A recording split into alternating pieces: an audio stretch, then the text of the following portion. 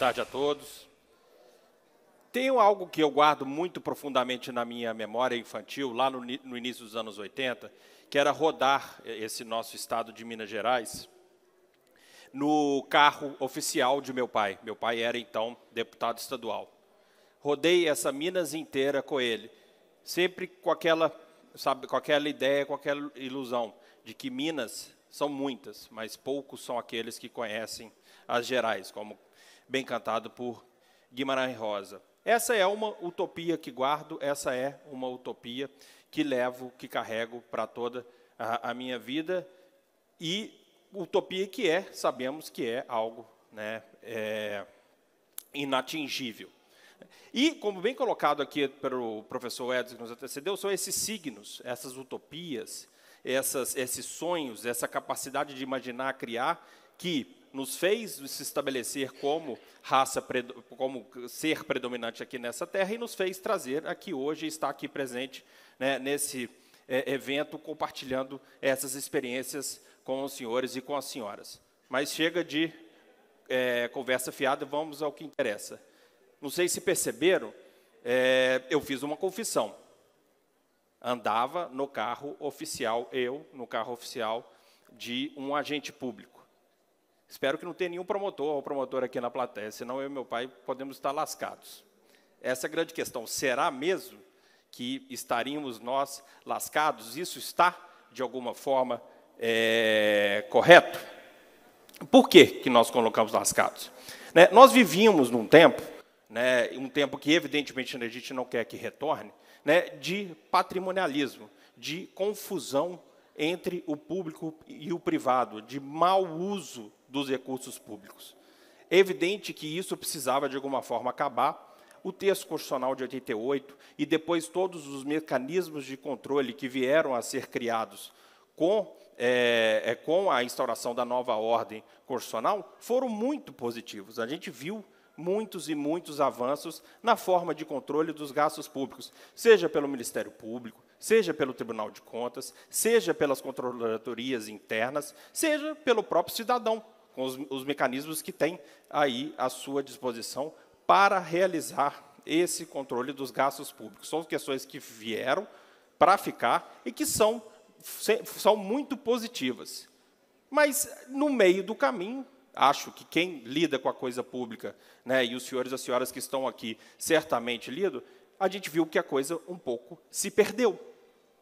De repente, né, um controle que era para trazer uma maior eficiência, eficácia, a melhor forma de se produzir, de se efetivar o gasto público, garantindo assim, então, ao destinatário final, ao cidadão, né, a qualidade dos serviços públicos, o bem-estar, escola, educação, saúde, enfim, isso não estava acontecendo. A administração pública começou a ficar com medo. A administração pública começou a ficar paralisada. Aprendi com o meu eterno professor, Antônio Anastasia, hoje ministro do TCU, essas expressões que estão aí colocadas no slide. A administração pública começou a andar por lado, como um caranguejo. Chegava-se uma demanda, a demanda, às vezes, era um pouco polêmica, valores elevados envolvidos, era, às vezes, uma novidade, uma criatividade, que é aquilo que nos move, e não se tomava uma decisão pelo receio do controle e da punição que estava começando a ficar inerente ao controle. Então, nós tivemos o fenômeno do apagão das canetas, do direito administrativo do medo. Quantos dos senhores e das senhoras não viveram, né, situações em que firma-se um convênio com o governo federal, vai se fazer a licitação para se executar o convênio, aí se faz presencial, porque não se tem tecnologia para fazer o virtual. Vem o órgão de controle, a CGU ou o próprio TCU, e glosa isso, simplesmente porque não se fez na forma que estava descrita no instrumento. Às vezes é uma vírgula que está fora de lugar, e não importava, muitas vezes, se o insumo foi entregue, se o show foi realizado, se o serviço foi prestado, se a formalidade, a legalidade não foi atendida na sua literalidade, ferro. Condenação, obrigação de ressarcir, suspensão dos direitos políticos, multa, enfim, todo aquele arcabouço punitivo muito severo de nosso Estado, que nós temos nas diversas legislações, inclusive na lei de improbidade administrativa. Eu mesmo, agora recentemente, meu pai continua andando de carro oficial, mas agora é desembargador. Eu já não entro mais no carro dele, morro de medo, nem a porrete. Afinal, podemos trazer uma dor de cabeça para nós dois, ainda que a gente vá para o mesmo lugar. Histórias de punição pelo uso do carro oficial tem N, assim como outras, muitas histórias nesse sentido. Agora, isso está certo? Isso tem que continuar? É isso que é a melhor forma de se produzir, de se levar ao gasto público? Eu penso que não. Por que isso aconteceu? Penso eu.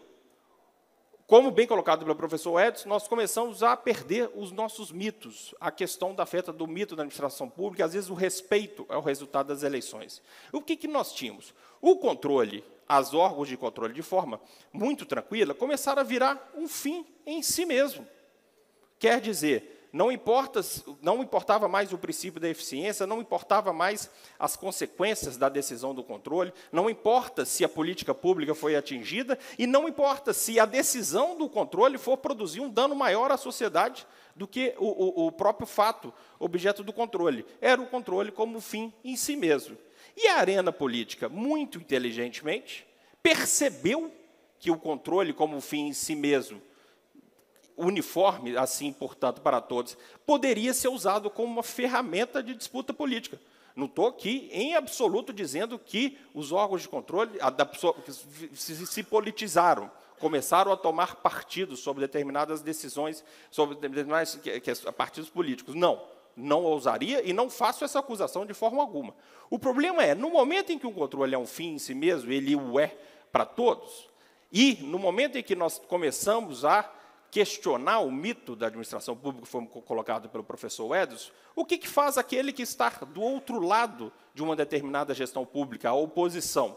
Vai aos órgãos de controle e faz as suas denúncias, que acabam culminando em condenações, muitas das vezes, injustas, que não se identificam com a realidade do caso concreto. Só que essa oposição hoje, no próximo ciclo, vai ser situação. E o que faz a situação que foi condenada e que virou oposição? Faz a mesma coisa. No final disso tudo, nós temos todos aí prejudicados, condenados, muitas das vezes de forma exagerada ou injusta, e a população. A população, no frigir dos ovos, acaba sem ter aquilo que o Estado deve entregar. A gente identifica o nosso Estado como uma força motriz de desenvolvimento nacional. E um Estado paralisado, um Estado engessado, um Estado com medo, por conta dessa disputa política do controle em si mesmo, não entrega aquilo que ele deve entregar enquanto atividade estatal. E qual que poderia ser o remédio para tanto? Nós tivemos, num primeiro momento, identificado o problema. Nós temos um problema, qual seja, o controle está, de alguma forma, exagerado, inadequado, ultrapassando o seu propósito constitucional. O pêndulo que estava para lá de nenhum controle, começou a vir para cá de controle demais, de engessamento, de impossibilidade de exercício da criatividade e, portanto, de promover o desenvolvimento nacional. E aí, qual foi a ideia do legislador no primeiro momento? Foi promover alterações na famosa Lei de Introdução às Normas do Direito Brasileiro. Foram inseridos artigos dispositivos que vieram dar um norte através de normas de hermenêutica da administração pública, que são mecanismos de sugestão de interpretação. Como que eu vou interpretar as formas de controle, como eu vou interpretar as formas de exercício do controle, da atividade jurisdicional e da atividade administrativa como um todo. E ela foi fundada em 5 diretrizes, essas diretrizes estão aí. A primeira, decisões devem considerar as suas consequências. Óbvio. Eu tenho um processo licitatório, o processo licitatório está em curso, precisa comprar insumos para o hospital, eu preciso reformar a ponte, tapar os buracos da estrada por conta de manter, por conta de alguns danos de chuvas, enfim, eu tenho esses problemas. Às vezes o edital está com algum defeito, alguma coisa menor, e aí o que se fazia antes? Anulava-se tudo. E nós vimos obras paradas, nós vimos os insumos faltando, porque, às vezes, diante de uma formalidade, né, que poderia ser objeto de correção, ou, às vezes, poderia até, de alguma forma, estar errado, interrompia-se todo o processo sem se pensar nas consequências dessa decisão. Essa era uma diretriz que foi colocada, e há normas que conduzem para se pensar nas consequências da decisão. O passado deve ser protegido do futuro, e a natural mudança de posicionamento. Óbvio, a gente não pode medir o presente, o que ocorreu no passado, com as regras, com a régua do presente. Os valores mudam, a consciência muda, tudo muda. As questões mudam de sobremaneira. Então, não tem como eu julgar um fato do passado com aquilo que eu acredito que eu tenho como importante, com aquilo que eu tenho como preponderante de hoje. E é preciso, então, se pensar isso. Vou julgar um fato do passado a partir daquilo que se pensava no passado, e não do que se pensa no presente. O incentivo à conciliação, maravilhoso. Não há forma melhor de resolução dos conflitos do que a conciliação. Ela, sim, talvez entregue com maior rapidez, né, a solução de diversos problemas contenciosos. A AMM, por exemplo, né, deu show, né, por 2 vezes, liderando a conciliação com o Estado de Minas Gerais, quer no que toca ao repasse das verbas da saúde, quer no que toca aos tributos tripartidos, né, que tinham sido confiscados pelo governo do Estado de Minas Gerais. Imaginem só se isso estivesse no judiciário até hoje, não tivesse sido objeto de conciliação. O cidadão, que é o destinatário final, estava até hoje sem receber essas verbas que auxiliaram muito os municípios a superar a dificuldade aí da pandemia. A compensação pelos danos gerados pelo processo. Aí é uma questão mais processual do processo civil mesmo, quer dizer, aquele que responde a algum processo, responder ao processo, ter uma medida cautelar, ter uma atividade suspensa, pode lhe gerar danos, ele buscaria no próprio processo a compensação desses danos e, por fim, a demonstração na elaboração dos regramentos. O que seria isso? Audiências públicas, a participação democrática do cidadão na construção das normas, das regras que vão lhe afetar o bem da vida. A partir disso, a gente coloca alguns nortes para a melhoria daqueles problemas da administração pública com medo que eles têm. Essa revolução é imediata? Não, de modo algum. Demora, evidentemente que demora. Assim como demorou para a gente chegar no pandemônio que nós estávamos antes, né, em todo mundo com medo, todo mundo sendo punido, e o cidadão ainda reclamando porque não recebia aquilo que lhe era de direito, aquilo que é dever do Estado, né, vamos demorar ainda para poder, talvez, chegar aí ao centro desse pêndulo. Mas a alteração legislativa, ela já foi muito importante, porque ela já chamou a atenção e ela já dá um mecanismo norte para a busca da solução desse problema da administração com medo. E tanto é um norte importante que, depois disso, nós tivemos a nova lei de licitações, né, que colocou diversos mecanismos que dão maior flexibilidade para o gestor na realização das contratações públicas, né? E, por fim, já em outubro do ano passado, as importantes